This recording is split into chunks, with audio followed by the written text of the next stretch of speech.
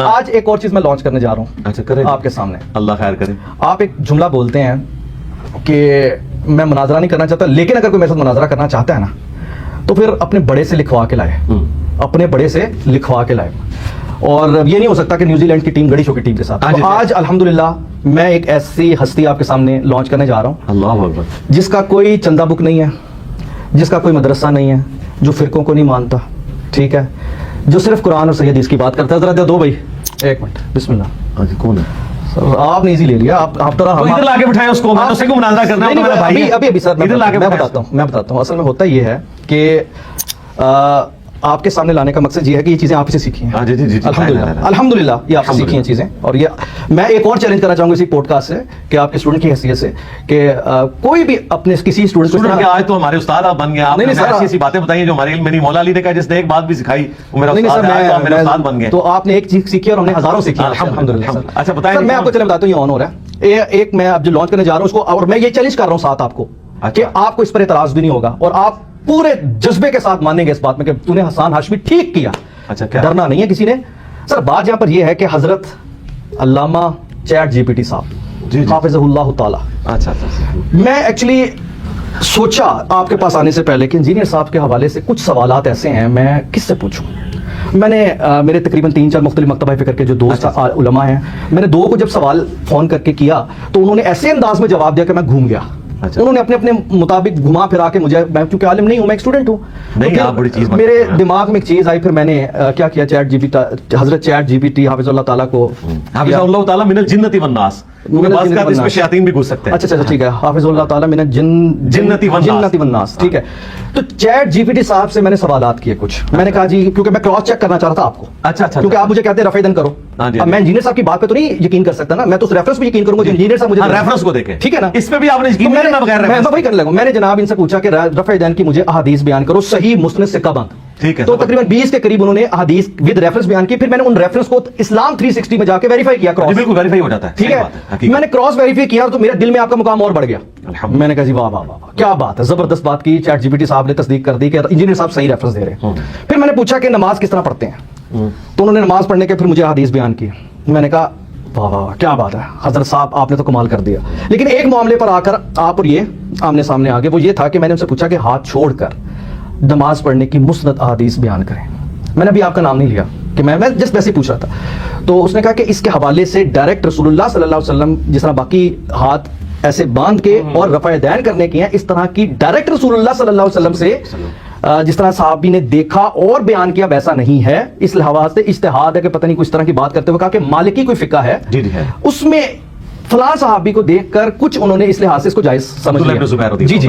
اب میرا سوال یہ ہے کہ میں آپ سے یہ چاہتا ہوں کہ چیٹ جی پی ٹی صاحب نے مجھے حافظ اللہ تعالیٰ جنت والناس من الجنت والناس, انہوں نے مجھے اس سلسلے میں رہنمائی نہیں کی. تو آپ مجھے کوئی ایسی ود ریفرنس ڈائریکٹ حدیث دے دیں جو میں ادھر پلے کر کے ڈسپلے کر دوں گا تاکہ لوگ اس پر مزید رہنمائی حاصل کریں. ایسے آپ یہ پوچھیں کہ انجینئر صاحب اس بارے میں کیا کہتے ہیں, تو وہ انجینئر صاحب کی ویڈیو بھی ریفر کرے گا, اس کے ریفرنس بھی دکھائے گا. آپ ریفرنس دے دیں. چلیں میں دے دیتا ہوں, ابھی دے دیں. پہلی بات یہ ہے کہ کیٹیگوریکلی ود ریفرنس دینا, کیٹیگوریکلی میں آپ کو یہ بتا دوں کہ اہل سنت کے ہاں نبی صلی اللہ علیہ وآلہ وسلم کے حوالے سے ہاتھ باندھ کے نماز پڑھنا بھی ثابت ہے اور ہاتھ چھوڑ کر بھی.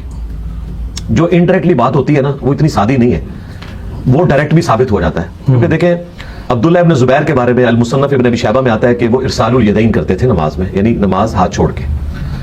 اور سنن کبری البیہقی میں آتا ہے کہ عبداللہ ابن زبیر رضی اللہ تعالیٰ عنہ نے نماز سیکھی تھی حضرت ابوبکر صدیق سے, اور ابوبکر صدیق رضی اللہ تعالیٰ عنہ نے نبی الاسلام سے. جی. تو A is equal to B and B is equal to C, hence A is equal to C. عبداللہ ابن زبیر نے نماز کا طریقہ حضرت ابوبکر اپنے نانا سے سیکھا, وہ خود بھی صحابی ہیں اور ان کے نانا تو اولو العزم 4 اصحاب میں آتے ہیں, ابوبکر عمر عثمان علی رضی اللہ عنہ اجمعین وعلیہم السلام اجمعین. لہٰذا ان کا طریقہ نبی الاسلام کا طریقہ ہے. ابو داؤد میں حدیث ہے, ابن عباس کہتے ہیں کہ اگر نبی الاسلام کی نماز کا طریقہ دیکھنا ہے تو ابن زبیر کو نماز پڑھتے ہوئے دیکھو. اس سے بھی بڑھ کر 10 صحابہ کی جو حدیث ہے, جو اہل حدیث کا ترہ امتیاز ہے رفع الیدین پہ, ابو حمید سعدی کی رضی اللہ تعالیٰ عنہ, اور 11ویں وہ خود ہو گئے. 10 صحابہ کی موجودگی میں انہوں نے نماز کا طریقہ بتایا اور کہا میں تم سب سے زیادہ نماز کا طریقہ جانتا ہوں. اور یہ مجلس قائم ہوئی نبی الاسلام کی وفات کے آلموسٹ 30 سال کے بعد. تو باقی صاحب نے کہا تم تو بالکل اینڈ پہ مسلمان ہوئے تھے اور تم نے صحبت بھی بڑی تھوڑی کی ہے, تم کیسے بتا سکتے ہو کہ نماز کا بیسٹ طریقہ نبی اسلام کا یہ تھا. انہوں نے کہا اگر میں غلط بتاؤں تو مجھے ٹوک دینا, اور اگر میں ٹھیک بتاؤں تو میری تصدیق کرنا. اس سے یہ بھی پتا چل گیا کہ نبی اسلام کی آخری نماز اینڈ پہ ان 10 کے 10 اصحاب نے کہا کہ رسول اللہ صلی اللہ علیہ وآلہ وسلم ایسے ہی نماز پڑھا کرتے تھے. اس میں واضح الفاظ ہیں. ابو داؤد 730 حدیث کا نمبر انٹرنیشنل, آپ چیٹ جی پی ٹی سے پوچھ لیجیے. دوبارہ بولیے گا. ابو داؤد سنن نبی داؤد 730 730. ٹھیک ہے. نبی علیہ السلام جب نماز کا ارادہ کرتے تو اپنے دونوں ہاتھوں کو کندھوں تک اٹھاتے اور اللہ اکبر کہتے یہاں تک کہ ہر ہڈی اپنی جگہ پر واپس آ جاتی. ٹھیک. اب نماز شروع کرنے سے پہلے ہر ہڈی کہاں پہ تھی؟ ارسال الیدین. ارادہ کرتے, کندھوں تک اٹھاتے, اللہ اکبر کہتے یہاں تک کہ ہر ہڈی اپنی جگہ پر واپس آ جاتی. واپس وہیں آئے گی جہاں نماز سے پہلے تھی, تو ارسال الیدین. اچھا, پھر مزے کی بات ہے اس لمبی حدیث میں رفع الیدین کا ذکر ہے, 4 رکعتوں کا ذکر ہے, تورک کا ذکر ہے, 2 رکعتوں کے بعد رفع الیدین کا ذکر ہے. اور یہ پوری حدیث نبی علیہ السلام کی ہاتھوں کی پوزیشن پہ چلتی ہے کہ جب رکوع میں جاتے تو دونوں ہاتھوں کو گھٹنوں پہ رکھتے, مضبوطی سے پکڑ لیتے اور کمر سیدھی کر لیتے. اچھا, پھر آتا ہے جب سجدے میں جاتے تو کانوں کی سیدھ میں دونوں ہاتھ رکھتے. ہاتھوں کے گرد یہ حدیث گھومتی ہے. ابو داؤد میں بھی ہے, سنن نسائی میں موجود ہے. اس میں سب سے بڑی ایکٹیویٹی انہوں نے بتانا ہی بھول گئے کہ نبی علیہ السلام اللہ اکبر کہتے اور دائیں ہاتھ کو بائیں پہ باندھ لیتے. یہ کیوں چھوڑ دیا انہوں نے؟ اس لیے کہ وہ باندھے ہی نہیں تھے. نبی علیہ السلام سے ہاتھ چھوڑ کے بھی نماز پڑھنا ثابت ہے. ڈائریکٹ حدیث نہیں, ڈائریکٹ ہو گیا نا.